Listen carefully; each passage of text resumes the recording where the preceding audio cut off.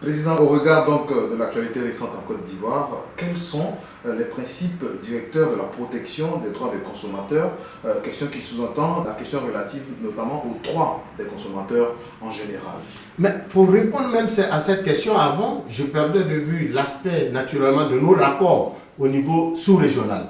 Je voudrais vous dire qu'il y a un cadre, pas au niveau national, mais au niveau régional, il y a un cadre qui est mis en place tant au niveau de l'UEMOA que de la CEDEAO, qui regroupe toutes les entités sérieuses d'organisation de consommateurs au niveau, dans nos différents États, tant, je dis bien, de l'UEMOA, les 8 pays de l'UEMOA, que dans la CEDEAO, les 15 pays plus la Mauritanie. Et notre fédération participe régulièrement aux activités de ces deux entités régionales. Mieux, nous sommes la seule entité fédérale au niveau national en Côte d'Ivoire qui est associée à l'élaboration des normes au niveau international, par la structure internationale ayant en charge de le faire.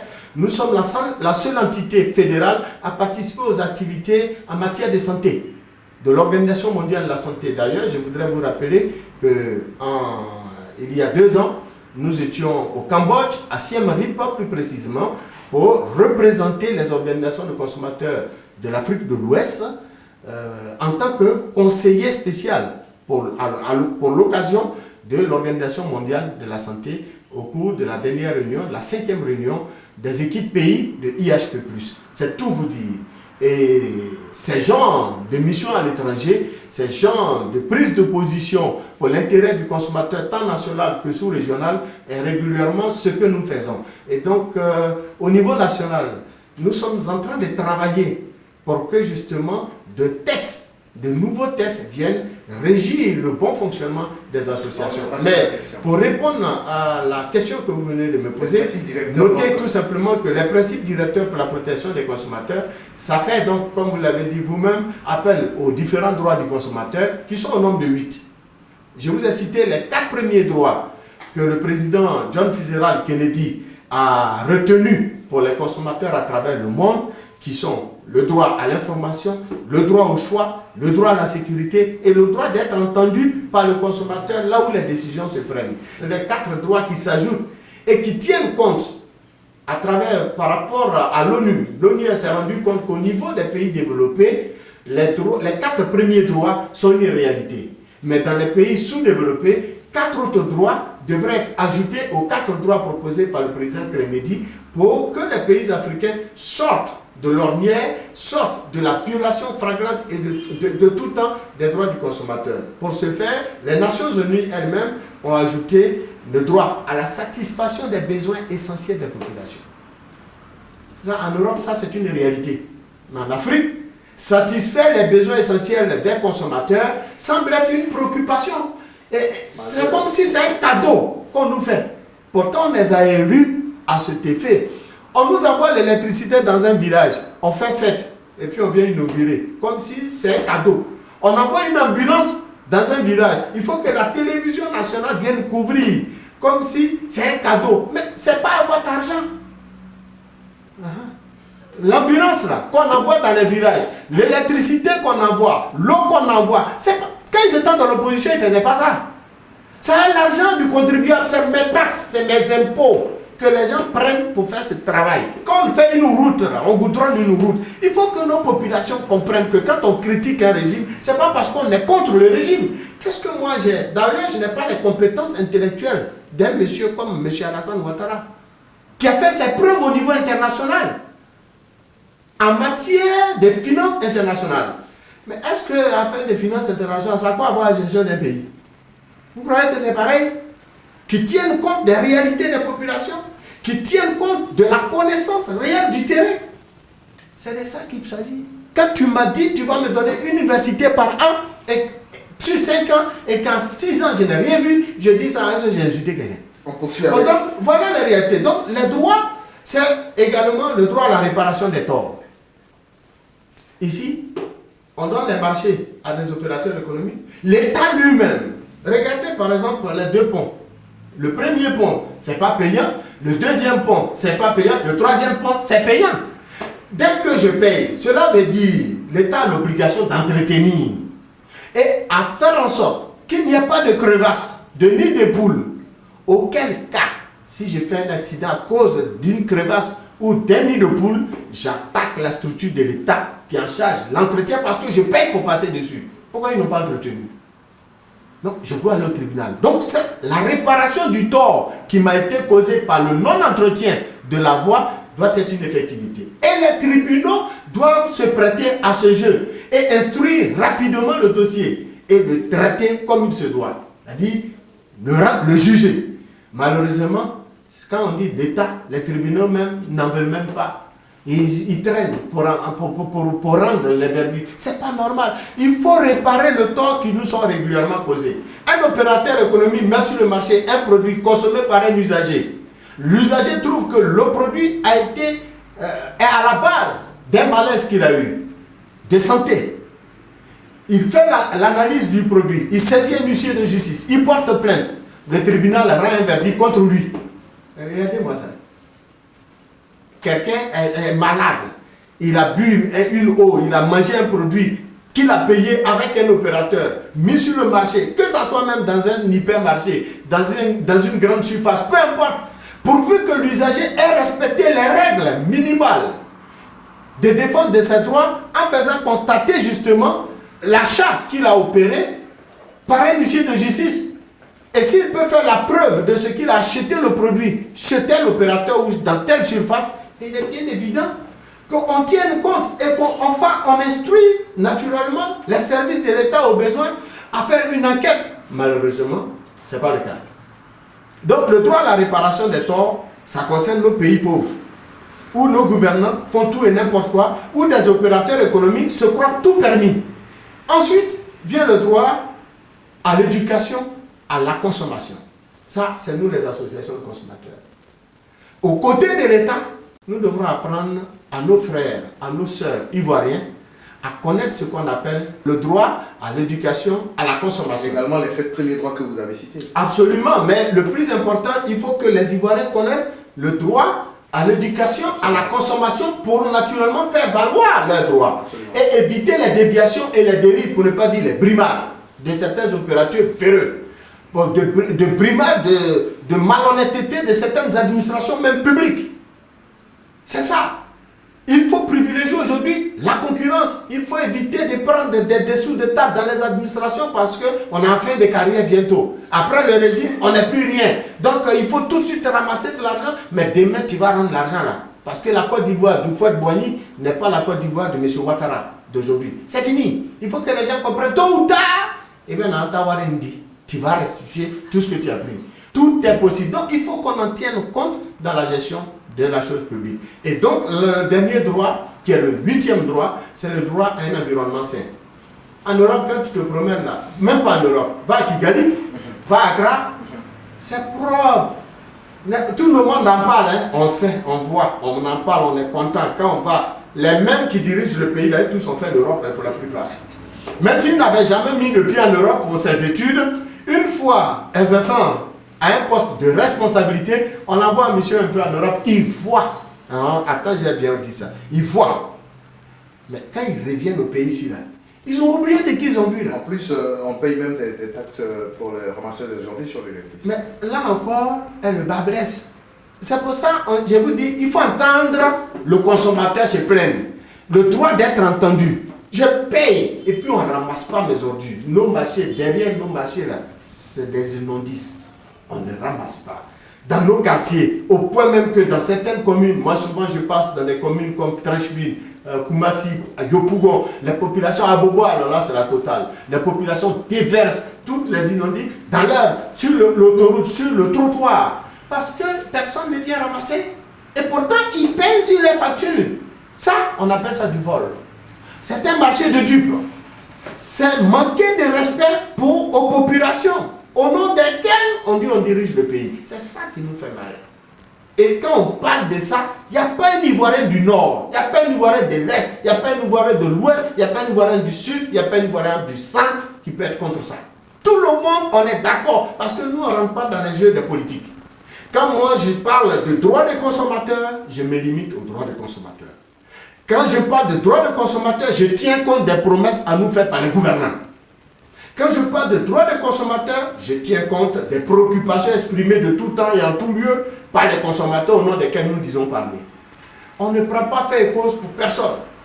On parlait des acquis de la CIE, pour ne pas citer l'opérateur. Mais il n'y a pas que ces acquis-là. Les gens ont reçu des factures. S'ils n'ont pas été payés dans le délai, on va venir interrompre leur fourniture d'électricité. L'opérateur va faire ça, tu vas faire quoi? Mais la force de notre fédération, aux côtés desquels se trouve aujourd'hui notre organisation, doit nous permettre, au-delà de l'étalement sur 12 mois, parce que c'est un produit que nous avons consommé. L'énergie est produite par d'autres opérateurs qui n'est pas celui qui nous vend l'électricité à domicile. L'énergie, là, il faut que les Ivoiriens comprennent. C'est produit par d'autres opérateurs et il faut les citer même au besoin. Cyprel, Azito et autres, c'est eux qui produisent, ces sociétés qui produisent l'électricité. Qu'elles vendent à la CIE, il faut la citer maintenant. Et la CIE ne fait que nous envoyer l'électricité qu'elle a achetée d'avance. Elle a payé cash. Elle a payé avec ses producteurs. Elle nous envoie, elle nous facture et elle attend qu'on vienne payer. Est-ce qu'en mois de mai et juin, dans nos domiciles, sur l'ensemble du territoire, nous consommateurs, on n'a pas eu courant? Ton climatiseur ne fonctionnait pas? Ton frigo fonctionnait? Tu regardais la télévision, on regarde à pile. On regarde avec courant. Donc on a regardé, on a vu, nous on a consommé, notre compteur tournait. Mais si on a consommé, on va payer. Puisque l'énergie a déjà été payée par l'opérateur d'avance. Il faut restituer son argent. Et c'est ce que nous devons faire. Ce n'est pas qu'on n'est pas d'accord de payer. On est d'accord pour payer ce que nous avons consommé. Mais pourquoi nous envoyer 2 factures en un seul mois? C'est ça le problème. Parce que d'abord, on s'est battu pour ne plus avoir 2 factures, 3 factures en un mois. Et aujourd'hui, c'est un acquis. Et on nous ramène à l'arrière sous prétexte que les trop perçus, là, le calcul les a mis en retard. Mais nous, ça, c'est à votre fête, ce n'est pas de notre fête. Donc, nous voulons une seule facture chaque 2 mois. Pour ce faire, on a demandé à l'opérateur, puisque beaucoup ne pourront pas payer à cause de la cherté du prix des 2 factures. Il faut étaler ça sur 12 mois. C'est que l'opérateur a accepté en présence des responsables du secteur de l'énergie de l'État de Côte d'Ivoire. Maintenant que ça, c'est un acquis, on ne va plus couper l'électricité de quelqu'un pendant 1 an.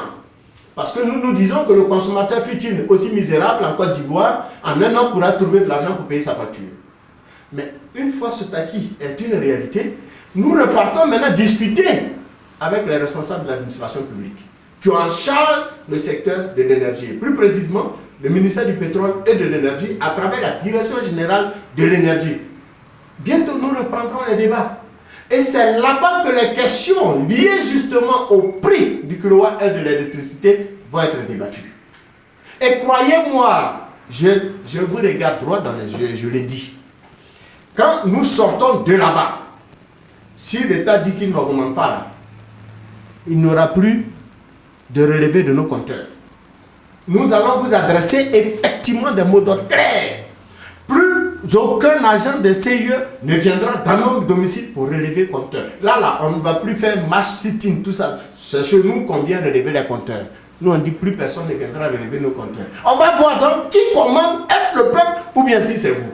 Je me limite là. Cela dit, il faut en tenir compte dans les débats que nous allons avoir avec l'État. Les Ivoiriens demandent une baisse du coût de l'énergie. C'est le débat que nous allons mener. Pour le reste, je ne rentre pas dedans. Et donc, voilà, clairement défini, les 8 droits, dont les 4 premiers proposés par les Kennedy et les 4 autres qui tiennent compte des besoins des populations des pays en voie de développement et sous-développés, et même des pays très pauvres et très endettés, comme le mien, en vue naturellement d'atteindre les objectifs de protection et de défense des droits des consommateurs qu'on a définis en grosso modo les principes directeurs pour la protection des consommateurs à travers le monde.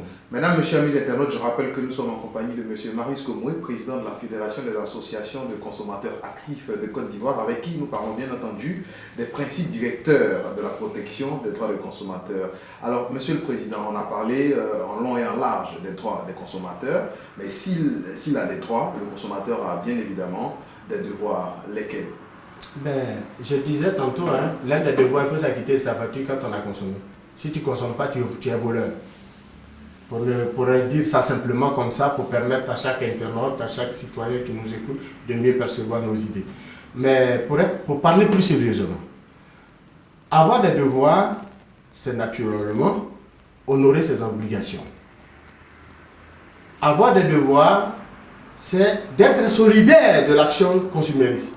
Parce que quand on parle de défense des droits et de protection des intérêts des consommateurs, quand on parle d'action du mouvement consommateur, quand on dit les consommateurs se plaignent, c'est tous ensemble, sans distinction. Même dans l'administration publique, tenez-vous bien, il ne peut pas parler. Mais quand il nous appelle à côté, il dit oh, vous avez trop raison. Il y a des ministres même qui disent ouais, on a raison. Mais ils savent bien qu'on a raison. Même le président de la République sait bien qu'on a raison. Sinon, le 1er mai, il n'allait pas dire annulez-moi les augmentations. Il n'allait pas dire rétrocéder leur argent. Vous comprenez? Non, on nous a donné raison. Le président a dit annuler les augmentations. Nous, on a entendu. C'est à lui que nous avons confié notre pays. C'est lui le premier responsable de l'administration publique. C'est lui qui a donné le contrat à l'opérateur. Lui qui a ce pays-là, à qui nous avons donné plein pouvoir de diriger ce pays à notre nom, pour notre compte. Lui il dit annuler. Qui va dire il n'annule pas? C'est pour ça qu'on on va savoir pourquoi ils ont augmenté. Bon, entre le ministre du pétrole et de l'énergie et le président de la République, entre le directeur général de la CIE et le président de la République, qui est le président vrai de la Côte d'Ivoire? Un dit annuler, l'autre dit j'augmente. On va comprendre. Et on va en tenir compte, on va informer les usagers. Vous comprenez? C'est de ça qu'il s'agit. Voilà le fondement de notre combat. Nous nous tenons aux propos du président de la République. Notre obligation, nos devoirs, c'est d'être solidaires de l'action du chef de l'État. Notre devoir, c'est tous ensemble, comme un seul homme, consommateur, quand il s'agit de la défense de nos droits, là, de ne pas nous balancer les jambes, de ne pas nous mélanger les pédales avec les histoires de ça c'est les pro-Gbagbo, ça c'est les pro-RDR. Moi, je ne suis pas dans ça. Hein. Consommateur, c'est consommateur. Qu'on soit du nord, de l'est, de l'ouest, du sud, en passant par le centre. C'est sans parti politique, c'est sans ethnie, c'est sans religion. Que tu sois musulman, chrétien, animiste, ce que sais-je, on est tous consommateurs. En cette qualité, on doit être solidaire de l'action du mouvement consommateur. Même si on ne détient pas une carte de membre dans une association de consommateurs pour faire droit. Naturellement, lorsque ces droits sont violés par une entité ou tout autre, ben, il faut quand même être solidaire de l'action que nous menons pour la défense des droits des populations. Mieux, il faut être conscient de l'environnement dans lequel nous baignons. Il y en a qui se lèvent, ils détériorent notre environnement, expressément, volontairement. Ils nuisent à la beauté de l'environnement. Les gouvernements font des efforts pour nous donner un cadre de vie agréable. Les gouvernements font des travaux d'assainissement. Nous allons détruire ces travaux d'assainissement. On connecte des WC de nos domiciles à ces travaux d'assainissement, d'écoulement d'eau. Mais ça n'a pas été fait pour recueillir, pour accueillir les déchets humains. C'est fait pour l'eau de canalisation. C'est de l'eau pour l'eau de canalisation. On fait ça pour que l'eau, quand il pleut là, l'eau circule. Mais nous, on s'en va déposer, on s'en va mettre des tuyaux dedans. Tout ce qu'on fait dans nos maisons là, dans nos WC là, ça vient ici. Pourquoi? Ça, c'est pas citoyen. C'est pas éco. Donc, nous avons le devoir d'éduquer la population à cela. C'est un devoir pour eux. Et le devoir également, c'est d'être respectueux des textes qui régissent la République. C'est d'être aussi respectueux des hommes et des femmes qui incarnent la République. Quand nous disons nous ne sommes pas d'accord et qu'un pouvoir public, dans le cadre de la CEU et tout dernièrement, c'est le directeur général de la police nationale, sur instruction du ministre dont il dépend, le ministre Ahmed Bakayoko, qui nous a reçus pour nous entendre et nous a conduits à la direction générale de la CEU. Avec le directeur général de la CEU, nous nous sommes retrouvés chez le ministre Ahmed Bakayoko, où nous avons été reçus par son directeur de cabinet adjoint chargé de l'administration publique, le DIRCAP 1, M. Toby, que nous remercions du reste au passage, pour son sens élevé de la compréhension, pour ce sens élevé du devoir, et à travers lui, le ministre Ahmed Bakayoko. Vous voyez que nous, on ne fait pas politique. Hein? Les hommes nous ont ouvert notre porte de discussion, mais je ne perds pas de vue que dans tout cela, notre ministre de tutelle est resté régulièrement en contact avec nous, en nous appelant au calme. Le ministre Jean-Louis Billon. Pour vous dire que c'est dans l'action gouvernementale d'ensemble que nous avons pu obtenir tout cela. Et puis, naturellement, faire les appels, naturellement, au calme que les médias d'État ont dû diffuser et que vous avez certainement vu. Mais il n'en demeure pas moins de rappeler que les pouvoirs publics et les hommes qui les incarnent sont ceux-là qui décident au final. Donc nous devons être respectueux parce que là où il n'y a pas de pouvoir, là où il n'y a pas d'institution, là où la République est carrément mise sous le teint noir, nous devrons donc être, semble-t-il, et à mon humble avis, dans un état de nature. Or, l'état de nature, pour reprendre Thomas Hobbes, et je ne souhaite pas y aller, c'est que l'homme est un loup pour l'homme.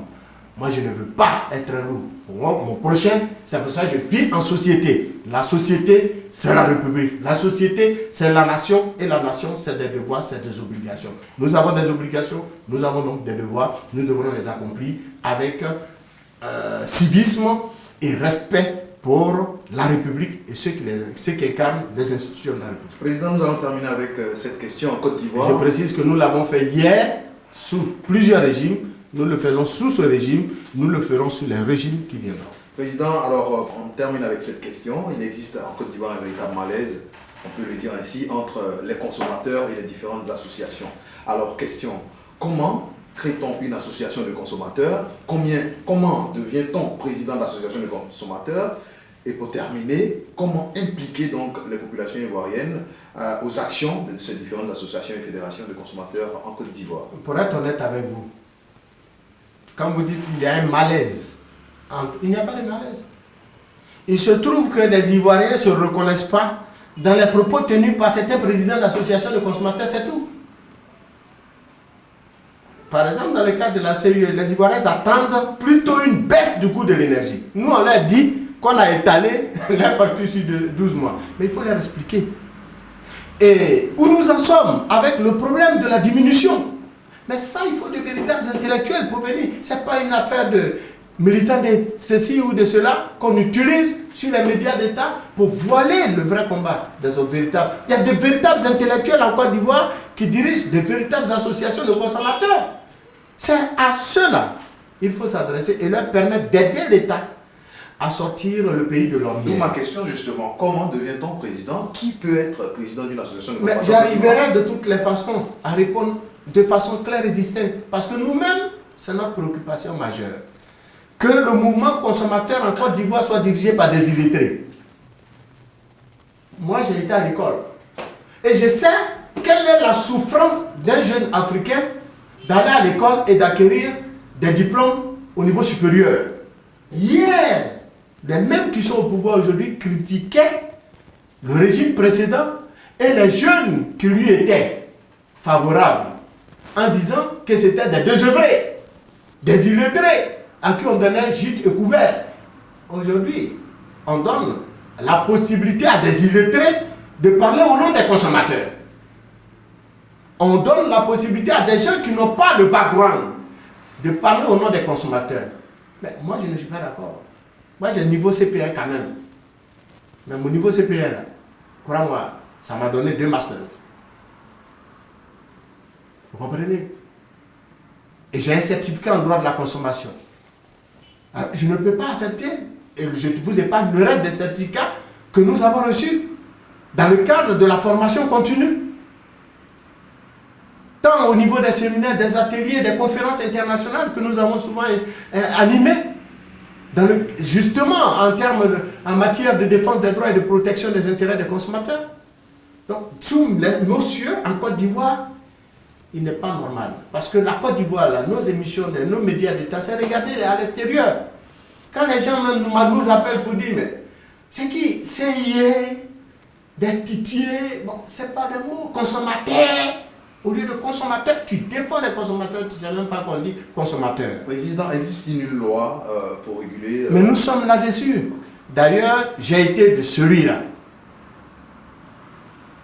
Aux côtés de la direction des affaires juridiques et du contentieux du ministère du Commerce. j'ai été, dis-je, celui-là qui a concouru à la rédaction, qui a apporté sa modeste contribution à la rédaction du nouveau texte de loi qui régit désormais le fonctionnement des associations de consommateurs et qui même planche également sur leur attribution et qui donc peut diriger une association de consommateurs pour mettre un terme à la bouillabaisse que nous constatons et qui amène les Ivoiriens à douter de la véritable capacité des soi-disant responsables d'associations de consommateurs. Vivement que viennent ou qu'adviennent de véritables présidents d'associations outillés, expérimentés, ayant le background, capables d'apporter toutes sortes de contributions, mais également toutes sortes de contradictions face aux responsables de l'administration publique. Parce qu'on a tous fait les grandes écoles. Ce qu'ils ont appris là, nous aussi on a appris pour nous. On ira à la table de négo, on s'assoit, B2B, B2C, les négociations, B2B, B2C, on échange. Tout cela dans la perspective du développement de la Côte d'Ivoire. Mais quand nous balance sur nos médias d'État, que moi je paye, à travers la redevance audiovisuelle, des gens qui n'ont pas la compétence intellectuelle, il y a problème. Et le dire, ce n'est pas être contre quelqu'un. C'est un apport que j'amène dans la perspective d'asseoir de véritables associations de consommateurs. Nous sommes passants. Nous sommes venus trouver le mouvement consommateur. Nous allons le laisser comme d'autres l'ont laissé. Les Melectodons qui ont été les premiers l'ont laissé aujourd'hui. Nous aussi, nous allons les laisser pour faire autre chose. Mais nous devrons laisser à la postériorité, vous comprenez, au futur, eh bien, des organisations de consommateurs dirigées par de véritables intellectuels qui font avancer les débats et qui sont crédibles lorsque, naturellement, ils parlent de droits de défense et de droits et de défense des intérêts des consommateurs devant l'administration publique. Président, votre mot de fin. Ben, notre mot de fin, c'est de dire aux consommateurs que tout n'est pas perdu, que tout est possible, que ce qui se passe aujourd'hui en Côte d'Ivoire l'a été ailleurs.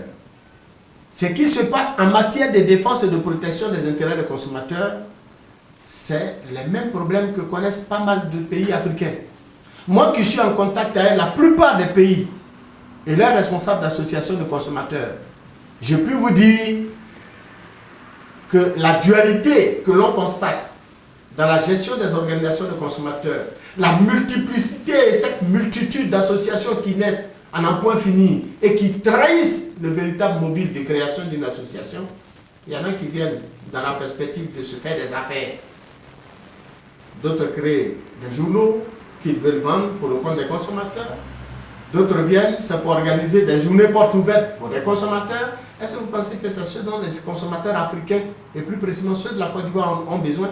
Ils ont besoin de connaître leurs droits et de leurs devoirs. Ils ont besoin d'être encadrés. Ils ont besoin de savoir les textes en Côte d'Ivoire. Et ça, on ne peut le faire qu'en étant soutenu par les médias. Non seulement les vôtres, mais également par les médias, surtout d'État. C'est pour ça que dès l'avènement de ma fédération, nous avions à un moment donné obtenu des médias d'État en Côte d'Ivoire, des tribunes du consommateur. Et dans cette tribune du consommateur, l'on venait parler des droits des consommateurs. L'on venait parler du mouvement consommateur, de l'historique, mais également des acquis du mouvement consommateur, tant national qu'international. Ces structures, ces tribunes de consommateurs, ces émissions ont disparu. D'ailleurs, c'était ça l'objet de notre présence dans le conseil d'administration de la RTI. Malheureusement, avec le départ de notre véritable représentant au sein de ce conseil d'administration, plus tard on nous a envoyé un autre qui n'avait pas le background, alors on nous a coupé, non seulement on nous a retiré du conseil, puis on nous a retiré les émissions, au détriment de l'ensemble des populations qui ont besoin de savoir quels sont leurs droits et leurs devoirs. Seuls les médias d'État et la presse en général pourraient nous accompagner à cet objectif, et c'est l'appel que nous voudrions lancer, et rassurer les consommateurs sur notre volonté manifeste de jouer toujours le jeu de la défense de leurs droits et la protection de leurs intérêts sans les associer à nos intérêts personnels au détriment de l'intérêt général. Jamais je m'exercerai en cela et je prends la ferme conviction et je les invite à nous suivre et à nous garder à l'esprit, en nous étudiant, en nous regardant, en nous surveillant, parce que nous ne sommes pas parfaits. Mais dans l'intérêt général, nous n'allons pas aller satisfaire nos intérêts personnels au détriment de leur combat. Nous les rassurons sur notre volonté d'être toujours au paroxysme de leurs attentes. C'est vrai que nous ne saurions l'atteindre effectivement et en tout temps, mais nous essayerons tant bien que mal de satisfaire à leurs attentes, d'être à la hauteur de leurs attentes. Ce n'est pas facile, qu'ils nous aident, qu'ils nous poussent, qu'ils nous encouragent, nous nous en sortirons. Ce n'est pas évident, mais crois-moi, tant qu'on aura des gouvernants ayant pour souci véritable la satisfaction des besoins essentiels des populations, nous aurons donc des associations de consommateurs crédibles. Et c'est sur ces mots que nous terminons en disant encore une fois merci au gouvernement, merci au ministre Jean-Luc Billon de l'avoir compris, lui qui est un fils du secteur agro-industriel, donc opérateur économique. Il est celui-là même, dès son avènement à la tête du département qui encadre les associations de consommateurs, qui est la tutelle des associations de consommateurs. Il est celui-là qui s'est battu auprès de ses confrères, de ses collègues, membres du gouvernement, pour nous permettre d'obtenir le code de la consommation qui a été voté par les députés, dont nous attendons le décret d'application qui va désormais libérer l'ensemble des consommateurs de Côte d'Ivoire. Parce qu'avec ce code de la consommation, croyez-moi, chers messieurs, nous pourrions de plus en plus attraire devant les juridictions compétentes, même l'État de Côte d'Ivoire. Je vous remercie. Qu'entend-on par protection des droits des consommateurs? Qui est habilité à défendre ces droits? Pour nous aider à comprendre ces questions, nous avons reçu pour vous aujourd'hui M. Maurice Komoué, président de la Fédération des associations de consommateurs actifs de Côte d'Ivoire. Merci de nous avoir suivis. On se retrouve très bientôt pour une nouvelle interview exclusive.